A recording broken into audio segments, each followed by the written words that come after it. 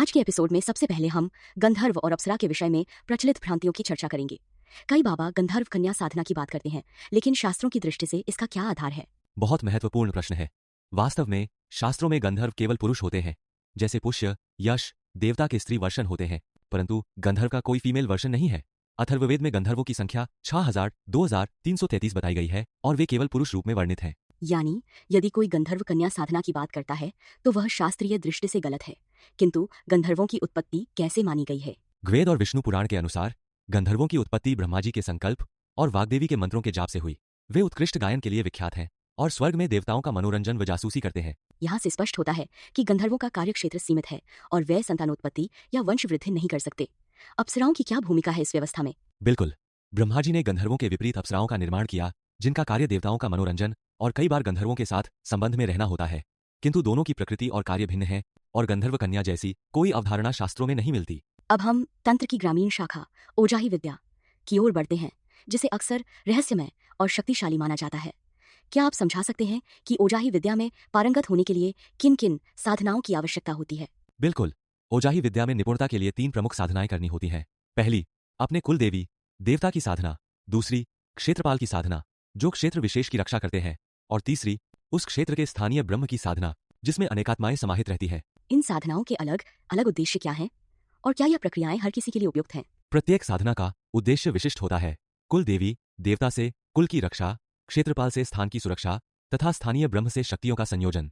ये साधनाएं अत्यंत जटिल व अनुशासनपूर्ण हैं, आम व्यक्ति के लिए नहीं बल्कि अनुभवी साधकों के लिए उपयुक्त है। कुछ लोग ओजाही विद्या को अंधविश्वास मानते हैं, तो क्या शास्त्रीय दृष्टि से इसमें कोई वैज्ञानिकता या तर्क है? शास्त्रों में तंत्र विद्या को ऊर्जा और मनोवैज्ञानिक प्रभावों के रूप में देखा गया है।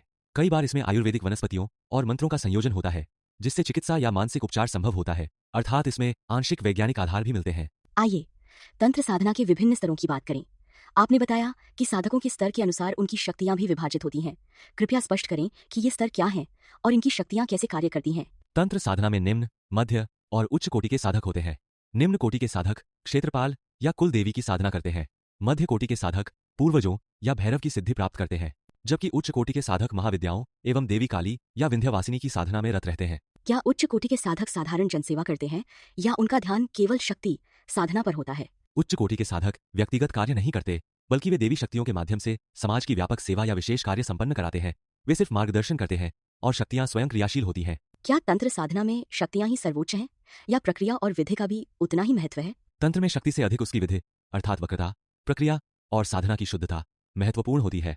गलत विधि या अपूर्ण साधना से शक्तियां निष्क्रिय रह जाती है, जबकि सही प्रक्रिया साधक को असाधारण उपलब्धि दिला सकती है। अब हम तंत्र, चमत्कार और अंधविश्वास के सामाजिक प्रभाव पर चर्चा करें। अक्सर देखा गया है कि चमत्कार के नाम पर लोग गुमराह होते हैं। आपको क्या लगता है, आम जन को तंत्र विद्या के बारे में कैसा दृष्टिकोण रखना चाहिए? यह बड़ा संवेदनशील विषय है। दुर्भाग्यवश कई तथाकथित बाबा या अघोरी चमत्कार और लालच का उपयोग कर लोगों को भ्रमित करते हैं। सही दृष्टिकोण यही है कि तंत्र को ज्ञान, विज्ञान और शास्त्र की कसौटी पर परखें, न कि अंधश्रद्धा के आधार पर। आपके अनुसार तंत्र के वास्तविक उद्देश्य क्या हैं और समाज में इसके सकारात्मक पक्ष कैसे सामने आ सकते हैं? तंत्र का मूल उद्देश्य आत्म सशक्तिकरण, ऊर्जा नियंत्रण और आध्यात्मिक उत्थान है।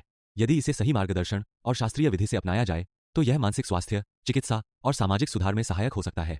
अंत में आप क्या संदेश देना चाहेंगे उन लोगों को जो तंत्र में चमत्कार या शॉर्टकट खोजते हैं? मैं यही कहना चाहूंगा कि तंत्र कोई जादू नहीं बल्कि एक अनुशासन है। शॉर्टकट या चमत्कार की चाह में न पड़ें। शास्त्र, तर्क और अपने विवेक का उपयोग करें। धर्म ने हमें बनाया है, हम धर्म को नहीं बनाते। यही भावना तंत्र विद्या में भी लागू होती है।